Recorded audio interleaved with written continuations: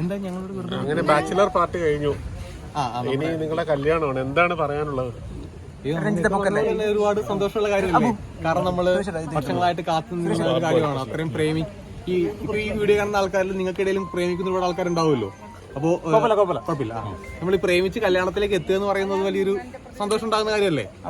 അങ്ങനെ ആ സന്തോഷത്തിൽ ഞങ്ങൾ ഒരുപാട് ഹാപ്പിയാണ്. ഇത്ര നാളത്തെ പ്രേമിച്ച് എന്താ പറയണ്ടേ, വീട്ടുകാരൊക്കെ സമ്മതിച്ച് കിട്ടുക എന്ന് പറയുന്നത് ഒരുപാട് സന്തോഷം. ഈ 6 വർഷത്തിൽ ആരെ കൂടുതൽ സാക്രിഫൈസ് ചെയ്തിട്ടുണ്ടാവുക? ഇവിടെ അടുത്തെന്താ സംശയം? ഞാൻ ഓരോ പരിപാടിയുടെ അങ്ങോട്ട് പോകും. ഇപ്പൊ ഞാൻ തോന്നുമ്പോഴൊക്കെ ഓരോ രീതിയിലൊക്കെ ആയിരിക്കും, ഓരോ പുതിയ പുതിയ ആഗ്രഹങ്ങളായിരിക്കും. ഇപ്പൊ ഞങ്ങൾ ബിഗ് ബോസിൽ പോകുന്ന കാര്യമാണെങ്കിൽ തന്നെ ആ ബിഗ് ബോസിലൂടെ തന്നെ വിടത്തില്ലായിരുന്നു. അതായത് ഞാൻ ബിഗ് ബോസിന്റെ കാര്യം ഞാൻ എല്ലാം ഓക്കെ ആയി കഴിഞ്ഞിട്ടാണ് ലിനു ഞാൻ ബിഗ് ബോസിൽ പോവാണെന്ന് ഞാൻ പറയുന്നത്. കാരണം പുള്ളിക്കാരത്തിക്ക് ഞാൻ എന്താ ചെയ്യാൻ വേണ്ടി പോകണമെന്ന് വലിയ പിടുത്തമൊന്നും എപ്പോഴും ഉണ്ടാവത്തില്ല. എല്ലാം ഒപ്പിച്ച് ചെയ്യുമ്പോഴത്തേക്കായിരിക്കും ഞാൻ പറയുക ഇപ്പൊ ഇങ്ങനെ ചെയ്യാൻ വേണ്ടി പോവാ. തായ്ലൻഡും അങ്ങനെ തന്നെയായിരുന്നു. അതായത് ഞാനും സായി കൂടെ തായ്ലൻഡിലേക്കുള്ള എല്ലാ പരിപാടിയും ചെയ്ത് ഞങ്ങൾ ടിക്കറ്റ് എടുത്തു കഴിഞ്ഞിട്ടാണ് ഞങ്ങൾ പറയുന്നത് തായ്ലൻഡിൽ പോവാണ് എന്നുള്ളത്. അങ്ങനെ അതുകൊണ്ട് പുള്ളിക്കാരത്ത് ഒരുപാട് സാക്രിഫൈസ് ചെയ്തിട്ടുണ്ട്. എന്തായാലും ഉറപ്പായിട്ടും പോവും, ഞാൻ പോവും. ഞാൻ തായ്ലൻഡിൽ പോകണ, തായ്ലൻഡിൽ പട്ടാലും നിങ്ങൾ എല്ലാവരും പോകണം. അങ്ങനെ പറഞ്ഞില്ല ആക്ച്വലി, സത്യം പറഞ്ഞാൽ അത് സത്യം കേട്ടോ. അങ്ങനെ ഒരു പ്രപ്പോസൽ പരിപാടി ഉണ്ടായിരുന്നില്ല. ഇല്ല അങ്ങനെ ഇല്ല. ഞാൻ ഇതിനുമ്പ് ഒരുപാട് പെൺകുട്ടികളെ പ്രപ്പോസ് ചെയ്തിട്ടുണ്ടെങ്കിലും ഞാൻ ലിനുവിനെ പ്രപ്പോസ് ചെയ്യാനുള്ള ഭാഗ്യം എനിക്ക് ഉണ്ടായിട്ടില്ല. അങ്ങനെ പ്രപ്പോസൽ അല്ല, അല്ലാണ്ട് തന്നെ ഞാൻ എന്റെ കെയർ കൊടുത്ത് ലിനു വളക്കുമായിരുന്നു. അങ്ങനെയാണ്, അതാണ് അതിന്റെ സത്യം, അല്ലാണ്ട് പ്രപ്പോസൽ അല്ല. ലിനുവിന്റെ വീട്ടുകാർക്ക് പെട്ടെന്ന് ഇഷ്ടപ്പെട്ടോ?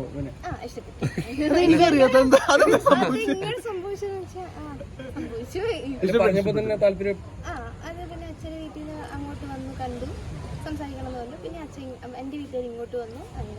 ആദ്യം പപ്പയും മമ്മിയും കൂടെ എന്റെ വീട്ടിൽ വന്നു. ആദ്യം ഞാനിങ്ങനെ സംസാരിച്ചപ്പോഴത്തേക്കും പറഞ്ഞു ഞങ്ങൾക്ക് സിജോയുടെ വീട്ടിലേക്കൊന്ന് വരണം. സിജോ ഞങ്ങൾക്ക് അറിയില്ല, ആലപ്പുഴയാണല്ലോ, 2 ഡിസ്ട്രിക്ട് അല്ലേ, അപ്പൊ എന്തായാലും സിജോനെ പറ്റി ഞങ്ങൾക്ക് അറിയണം. എനിക്കിങ്ങനെ പപ്പ പറഞ്ഞ് ഞാൻ ഏറ്റവും ആദ്യം സിജോനെ കുറിച്ച് അന്വേഷിക്കും, നാട്ടിൽ അന്വേഷിച്ച് സിജോനെ കുറിച്ച് അന്വേഷിച്ചതിന് ശേഷം സിജോയുടെ വീട്ടിൽ വരും. അപ്പോൾ അന്വേഷിക്കുമ്പോഴത്തേക്കും ഞങ്ങൾക്ക് ബുദ്ധിമുട്ടാണെങ്കിൽ സിജോയുടെ വീട്ടിലേക്ക് വരത്തില്ല. അപ്പോൾ അന്വേഷിച്ചപ്പോൾ ഓക്കെയാണ്. അങ്ങനെ എന്റെ വീട്ടിലേക്ക് വന്നു കഴിഞ്ഞപ്പോഴത്തേക്കും ടെൻഷൻ ഉണ്ടായിരുന്നു, ഓക്കെ പറയോ ഇല്ലെന്നുള്ളത്. കാരണം 2 ഓക്കെ പറയണം, എന്നെ പറ്റി അന്വേഷിക്കുമ്പോഴും ഓക്കെ പറയണം, വീട്ടിൽ വന്നതിന് ശേഷം തിരിച്ച് വീട്ടിലെത്തിയിട്ട് ഇവിടുത്തെ ഓക്കെ പറയണം. ഭാഗ്യവശാൽ 2 സമയത്തും പപ്പ ഓക്കെ പറഞ്ഞു. പപ്പ അങ്ങനെ ഓക്കെ പറഞ്ഞു, പപ്പയും മമ്മിയും കൂടെ ഓക്കെ പറഞ്ഞതിന് ശേഷം പിന്നീട് ഞാനും പപ്പയും അമ്മയും കൂടെ ഇവരുടെ വീട്ടിലേക്ക് ചെന്നു, സംസാരിച്ചു. വിനിച്ചേട്ടന് ഷമീറിക്കൊക്കെ എന്നോട് ഉണ്ടായിരുന്നു. അങ്ങനെ വേണേ പെണ്ണുകാണെന്ന് പറയാം. അങ്ങനെ ആ ഒരു കൂടിക്കാഴ്ചയ്ക്ക് ശേഷമാണ് പിന്നീട് ഓക്കെ കല്യാണം നടത്താമെന്ന് പറഞ്ഞത്. പിന്നെ വളരെ പെട്ടെന്ന്, സത്യം പറഞ്ഞാലുണ്ടല്ലോ, സെപ്റ്റംബർ 8-ാം തീയതി എൻഗേജ്മെന്റ് ആയിരുന്നു. സെപ്റ്റംബർ 14-ാം തീയതി ഞങ്ങൾ കല്യാണം പ്ലാൻ ചെയ്തതാണ്. സെപ്റ്റംബർ 14-ാം തീയതി കല്യാണം പ്ലാൻ ചെയ്തിട്ട് അന്ന് എനിക്ക് കുറച്ച് ഹെൽത്ത് ഇഷ്യൂ ഇങ്ങനെ നിന്നതുകൊണ്ട് ആ സമയത്ത് എനിക്ക് കെട്ടാനായിട്ട് പറ്റുന്നുണ്ടായിരുന്നില്ല. അതുകൊണ്ടാണ് കല്യാണം പോസ്റ്റ്പോൺ ചെയ്തത്. അല്ലെങ്കിൽ സെപ്റ്റംബർ 14-ാം തീയതി നടക്കേണ്ട കല്യാണം ആയിരുന്നു.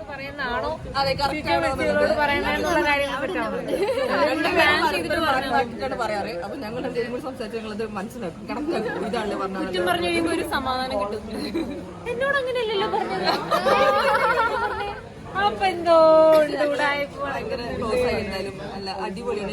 സിജോന് പറ്റിയാണ്, സിജോനെ വരച്ചു വരെയുള്ളൂ. സിജോ പാടുപെടും എന്തായാലും, ഇപ്പൊ തന്നെ പാടുപെടുന്നുണ്ട്. 4-ാം തീയതി ഒന്ന് പെട്ടു.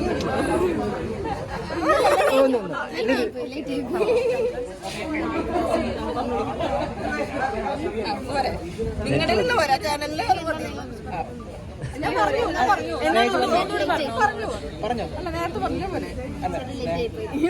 ഒന്നുമില്ല. എനിക്ക് ഭയങ്കര പിടിച്ചോ ഇത് നമ്മുടെ തന്നെ പറഞ്ഞ പോലെ തന്നെ നമ്മള് ഒരാളുടെ ഭർത്താവാകുമ്പോൾ ആളും തായ്ലൻഡിലെ ടൂർ അടിക്കാൻ പോയപ്പോഴാണ് ഞങ്ങൾ കൂടുതൽ ക്ലോസ് ആയത്. രാത്രി ഞങ്ങൾ എന്തെങ്കിലും സംസാരിച്ചത് ഞങ്ങൾക്കറിയില്ല, ചാറ്റ് ചെയ്യാന്നറിയില്ല. അതിന് മുന്നേ അറിയാന്നുണ്ടെങ്കിലും ഞാൻ അത്ര കണക്റ്റഡ് ആയിട്ടുണ്ടായിരുന്നില്ല. പക്ഷെ അതിന് ശേഷം നല്ല അടിപൊളിയായിട്ട് കൂട്ടായി. അപ്പൊ ഞങ്ങളിപ്പോ 2 ആങ്ങളമാരും 2 നാത്തന്മാരും ഒരു പെൺകുട്ടിയായിട്ട് ഇത് വലിയൊരു കുടുംബം ഉണ്ടാക്കി കഴിഞ്ഞു. നമ്മുടെ കുടുംബത്തിലേക്ക് ഒരാളെ ആഡ് ചെയ്തു അല്ലേ? അതെ, അതോടെ കൂടെ കുടുംബം പൂർത്തിയാവുന്നതാണ്. എന്തായാലും ആള് 2 പേരും അടിപൊളിയാണ്, നല്ല പെർഫോമൻസ് ആണ്. സിജോനെ എന്തായാലും യൂണിവേഴ്സ് വരെ നിർത്തുന്നതാണ് ഞാൻ അറിഞ്ഞിട്ടുള്ളത്. സിജോ പാടുപെടും, കറക്റ്റാണ്. സിജു ഇടയ്ക്ക് എന്നെ വിളിച്ചിട്ട് സ്നേഹ സഹായം വേണം കേട്ടോന്ന് അറിയും. ഇങ്ങനെ ഒന്ന് പറയണം, അങ്ങനെ ഒന്ന് പറയണം. ലിനു ഒന്ന് അടിയിലാണ് ഒരു അല്ല മീൻസ് ഒരു അടി നടന്നുകൊണ്ടിരിക്കുകയാണ്, സ്നേഹ വന്ന് സഹായിക്കണം എന്നൊക്കെ പറഞ്ഞ് ഞാൻ സെറ്റാക്കാറുണ്ട്. അങ്ങനെ സെറ്റായിട്ടുണ്ട്. ഞാൻ കുറെ ഉപദേശം ലിനുവിന് കൊടുത്തിട്ടുണ്ട് ഭാവി ജീവിതം നന്നാക്കാൻ വേണ്ടിയിട്ട്. മെയിനായിട്ടുള്ള കാര്യം ഞാൻ ഒറ്റന്ന് പറഞ്ഞിട്ടുള്ളൂ, രണ്ടുപേരും സ്വന്തമായിട്ട് ഇഷ്ടത്തിൽ നടക്കുക, വേറെ ആരെയും നോക്കരുത്, സ്വന്തമായിട്ടുള്ള കാര്യങ്ങൾ മാത്രം ചെയ്യുക. മീൻസ് വേറെ ഒരാളുടെയും ഇപ്പം ഞാൻ പറയാറുണ്ട്, എൻ്റെ അഭിപ്രായം കേൾക്കരുത്, നിങ്ങൾ രണ്ടുപേരും എന്തെങ്കിലും പ്രശ്നം ഉണ്ടെങ്കിൽ രണ്ടുപേരുടെ ഇടയിൽ മാത്രം തീർക്കണം, വേറെ പുറത്തേക്ക് അങ്ങോട്ട് പോകരുതെന്ന് പറഞ്ഞിട്ട് അത് അവിടെ തന്നെ കിടക്കണം, ഹാപ്പി ആയിട്ടിരിക്കണം അല്ലേ, അടിച്ചു പൊളിച്ച് ജീവിക്കണം. ട്രിപ്പൊക്കെ എല്ലാവർക്കും കൂടി ഭർത്താക്കന്മാരെ പട്ടാക്കി കിട്ടുമല്ലോ, നിങ്ങൾക്ക് രണ്ടുപേർക്കും പോകണമെന്നോ? ഞങ്ങള് പോകും. ഞങ്ങളുടെ ഭർത്താക്കന്മാരെ ആദ്യം പോയി നോക്കും. രണ്ടുപേരുടെയും മെയിൻ സാധനം എന്താ വെച്ചാൽ കൺവിൻസിങ് ടാസ്ക് രണ്ടുപേരും നമ്മളെ നോക്കിട്ട് വരുന്നല്ല ഏരിയാണോ നിങ്ങൾ കൊണ്ടുപോകും. സായി എന്നോട് പറഞ്ഞതാണ്, ഞങ്ങൾ ആദ്യം ദുബായി ഒന്ന് പോയി നോക്കട്ടെ, നിന്നെ കൊണ്ടുപോകാൻ പറ്റിയ സ്ഥലമാണെങ്കിൽ എന്നെ കൊണ്ടുപോകാം. അതേപോലെ തായ്ലൻഡിൽ പോയപ്പോൾ പറഞ്ഞു നിന്നെ കൊണ്ടുപോകാൻ പറ്റിയ സ്ഥലമാണെങ്കിൽ കൊണ്ടുപോകാൻ പറഞ്ഞു. ഇനി അടുത്ത വേറെ സ്ഥലം പറയുന്നുണ്ട്, അവിടെ ഞങ്ങൾ കൊണ്ടുപോയിട്ട് നല്ലതാണെങ്കിൽ മാത്രം കൊണ്ടുപോകുന്നു. അത് കഴിഞ്ഞ് പോയി തായ്ലൻഡിൽ പോയി വന്നിട്ട് ഞങ്ങൾ കണ്ടോ അവിടെ പ്രത്യേകിച്ച് ഒന്നുമില്ലെങ്കിൽ നമുക്ക് വേറെ സ്ഥലത്തേക്ക് പോകാറിയോ, ഞങ്ങൾ വേറെ നോക്കിട്ടോ അങ്ങനെ.